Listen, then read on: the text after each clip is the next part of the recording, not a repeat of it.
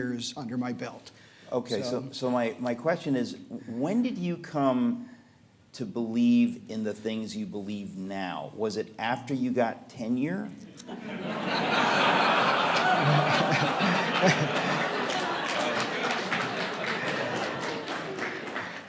Hey, my mama didn't raise no idiot, you know.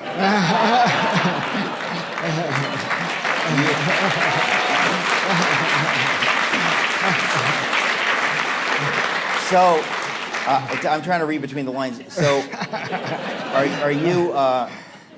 are you implying that you had some intimations of these things before you got tenure?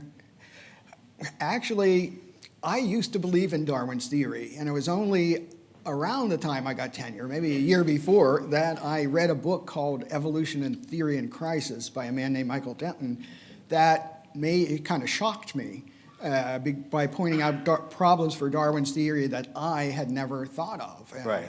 So I was led to I thought that I was led to believe this rather than it being based on the best evidence.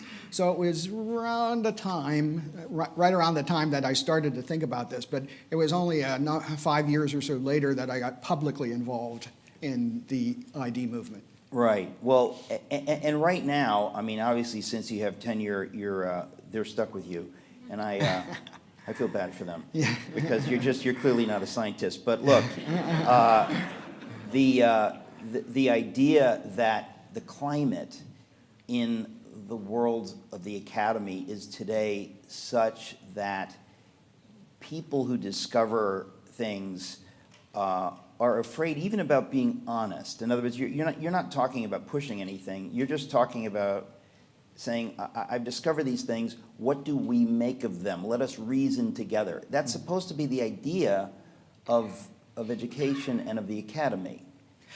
Yes, it is supposed to be that. Unfortunately, there are things you can reason about and things that are assumed to be true and beyond discussion. And unfortunately, evolution in Darwin's theory in particular is one of those things. And you entertain this idea if you don't have tenure at great risk to your career if you're a scientist. I've known people who have lost jobs, graduate students who have been kicked out of laboratories, all sorts of bad stuff. So it's a very serious topic.